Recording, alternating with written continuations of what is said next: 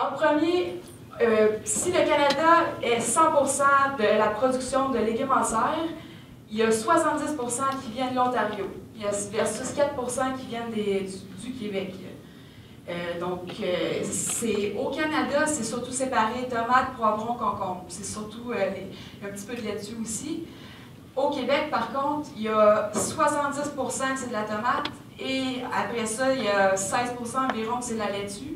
Puis concombres et poivrons, c'est en bas de 5% chaque. Le portrait du Québec est très différent du Canada, mais quand même.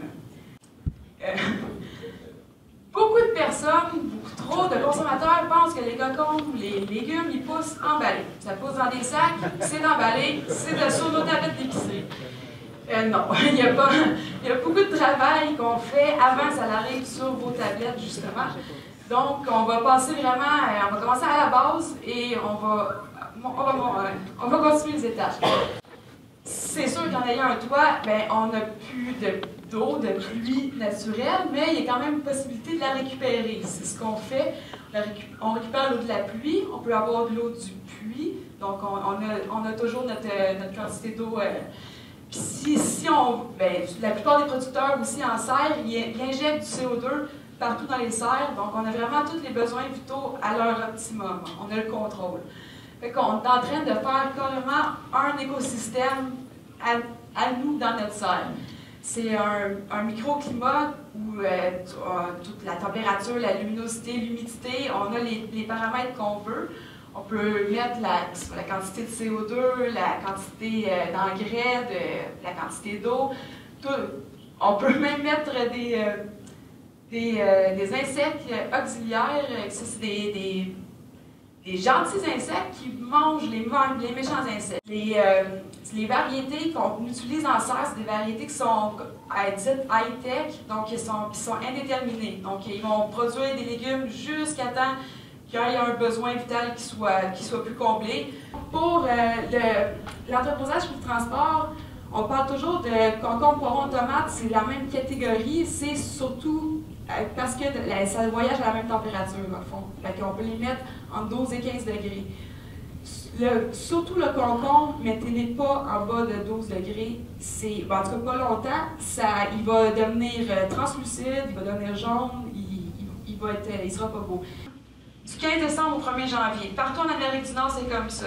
C'est la génétique de la plante qui fait que si on le plante avant, on n'aura pas on récoltera pas avant. Si on le plante après, il va avoir on ne sera pas rentable dans le fond. Il faut vraiment qu'on le plante dans ces 2 semaines-là.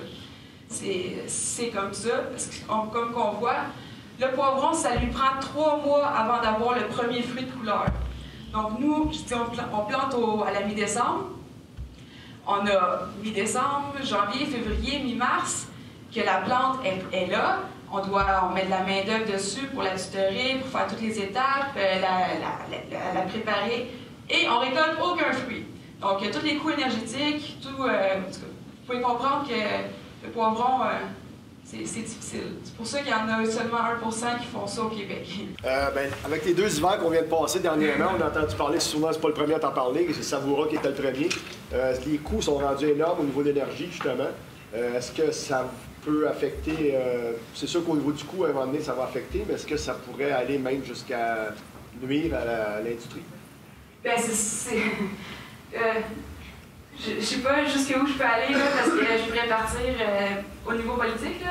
Mais c'est sûr que si on avait des avantages au niveau de l'électricité, au niveau des moyens de chauffage, c'est surtout la lumière qui nous affecte. Parce que le froid, oui, ça monte un coup, c'est sûr, là, mais c'est sûr, la lumière, ça affecte beaucoup la production. C'est moins 20, disons très très froid, avec du soleil, c'est mieux que moins 10 avec des nuages.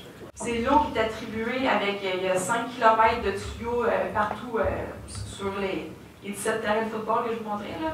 Mais c'est partout, puis ça fait chauffer les serres. C'est tout par compartiment, par zone, là, les serres. Donc, tel compartiment, si c'est le poivron de telle variété, lui va prendre telle température, puis le poivron de telle variété. On peut le séparer comme ça.